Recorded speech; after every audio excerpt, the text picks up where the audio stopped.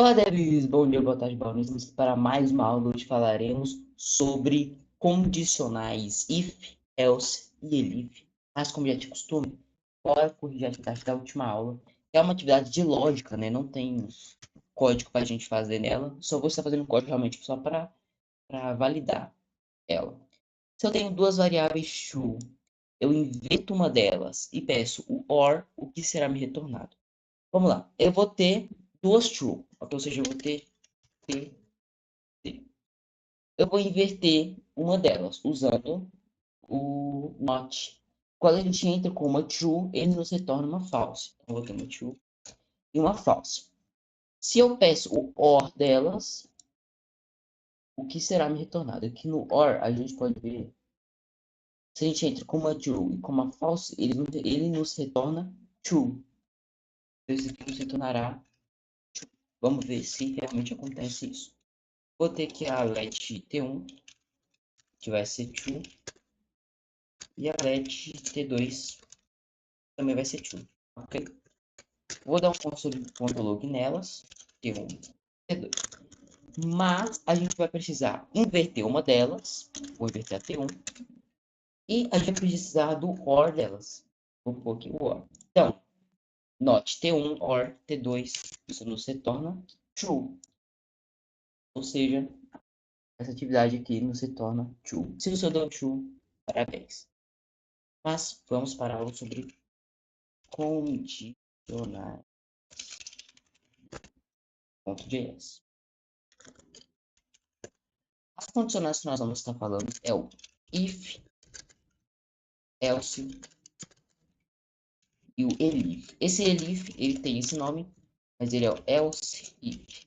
Okay? Vamos lá. O que são as condicionais? Basicamente, eles vão seguir uma lógica do que? Se alguma coisa, eu faço isso.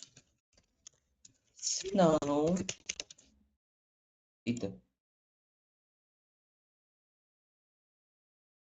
Se não, eu faço isso, ok? Então, nós vamos ter se alguma coisa for verdadeiro, eu faço isso. Se não, eu faço isso. Só que esse se e se não vão ser substituídos por e por else. Vamos ver na prática aqui. Vamos pensar no seguinte. Se a gente vai pôr os parênteses e quer dizer a nossa condição. Se 3 for maior do que 1, agora já pôr as chaves.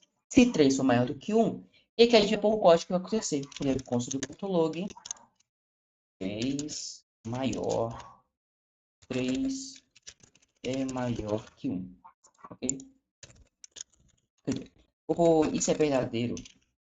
Isso é verdade. Ok, então vai ter outras coisas aqui. Se não, ou seja, se não for verdade, isso é falso. Lembrando que o else, ele é opcional. Se você não quiser, você não precisa pôr o else. Ou se não precisar realmente na lógica por ele, não precisa. Aqui, ó, else, isso é falso. Falso. Okay. O que vai estar acontecendo aqui? Antes de a gente rodar esse código, vamos entender a lógica por trás. Primeiramente, 3 é maior do que 1? Sim. Ou seja, isso aqui vai nos retornar true. Como isso daqui é true, ele vai para o código que está entre essas chaves, que no caso é esse construtor.log. Mas vamos dizer que a gente está falando que 3 é menor do que 1. 3 não é menor do que 1, ou seja, isso aqui é falso. Se é falso, ele vai partir para o else. E aí, isso daqui vai acontecer, o que tiver entre essas chaves. João, se for falso e não tiver else, ele simplesmente não faz nada, porque a gente não pôs. Ok? Então, nesse caso, como 3 não é menor do que 1, vai estar mostrando que isso é falso. Ok? Mas, por exemplo, 3 maior do que 1, 3 maior do que 1 é verdadeiro. Então, 3 maior do que 1 é verdadeiro. Ou seja, isso é verdade. Então, lembrando, se o que tiver aqui dentro for true, ele vai cair dentro dessas chaves, dentro das chaves do if. Mas se o que tiver aqui dentro for falso, ele vai cair dentro das chaves do else. Okay? João, e o ELIF? Para que serve o ELIF?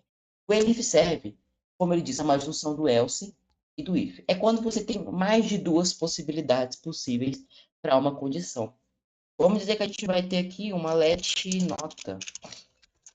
Pode ser 10, não, pode ser, pode ser 10, pode ser 8, ou pode ser 6, mas por enquanto ele vai ser 10.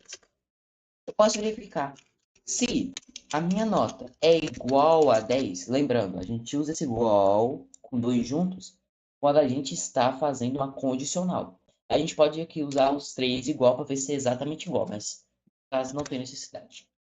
Se nota for igual a 10, a gente vai pôr console.log. Você passou, ok? Agora, como eu disse, ela pode ser 10, pode ser 8 e pode ser 6. Eu posso pôr else, if, os dois juntos, para fazer uma nova verificação. Se nota não for 10, ele vai cair no else if. Então, eu vou verificar de novo. Nota igual a 8. Recuperação. Recuperação. Só que aí que vai. Se ele só pode ser 10, 8 e 6, não é 10 e não é 8, isso daqui deu false, ele cai aqui. Mas como isso aqui também deu false, ele vai cair nesse else. É como só tem mais um valor possível, a gente não precisa pôr elif, porque agora a gente só vai estar exclusivamente pegando os casos em que é 6. A gente pode vir aqui e pôr bomba. Ok. Agora, se a nota for 10, você passou. Eu sei escrever JavaScript, galera, mas eu não sei português básico. Nota 8, recuperação. E nota 6, ou bomba. Ok? Então, só retomando a lógica. Vamos dizer que a nota seja 6. Lembrando que a nota só pode ser, um pouquinho, 10, 8 e 6. Um desses valores. Se a nota não for 10, isso daqui é falso. Se isso daqui é falso, isso daqui vai cair aqui nesse elif.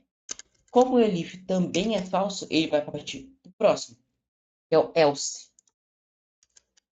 Como isso daqui é verdadeiro, ele vai cair na bomba. Mas como caso isso daqui seja falso, não vai, caso isso daqui seja falso, ele também vai cair no else, porque como tá só o else puro, que qualquer outro valor, que não seja nem 10 nem 8, ele vai cair aqui no else. Então, mas, por exemplo, caso eu queira prevenir esses casos, eu posso sim pro outro else if nota 6. Eu posso pôr aqui um else, que agora não é mais uma nota válida, como isso pode ser 10, 8 e 6, não é mais uma nota válida, a gente põe aqui nota inválida. E bomba, porque é 6, né? Você põe, por exemplo, uma string, nota inválida. Por quê? Isso aqui é falso, isso aqui é falso. E isso é falso? Não tem outro caso que pode ser, só se a nota for inválida. As condicionais é algo que aparece muito na programação, independente da linguagem, né? Como eu disse nas primeiras aulas aqui de programação, ela é algo global, então em qualquer linguagem vai ter isso aqui. E a ideia de os nomes de fiel costuma sempre ser o mesmo nas linguagens, beleza? Mas, atividades,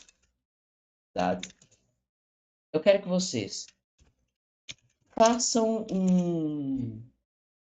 três variáveis com notas de um aluno. Pegue a média das notas e verifique. Eu vou pôr 2 pontos aqui. E verifique. Se a nota for entre 10 e 8, se a média for entre 10 e 8, passa. Se a média for entre 5 e 7,9, porque se for 8 ele vai passar, recuperação. Se a média for entre 0 e 4,9, porque se for 5 é recuperação, bomba. Ok? A atividade aí de lógica caso você não saiba, caso você não sabe, a média ela é calculada onde você pega Vamos dizer que eu tenho as notas 10, 8, 10, 9, 4. Eu vou somar essas médias, eu vou somar essas notas. Como são 3 notas, eu vou dividir por 3. É assim que se calcula uma média aritmética. Então, caso vocês não saibam, é assim que faz. Ou caso vocês queiram pesquisar também, pode, ok? Mas, qualquer dúvida é só falar. Falou!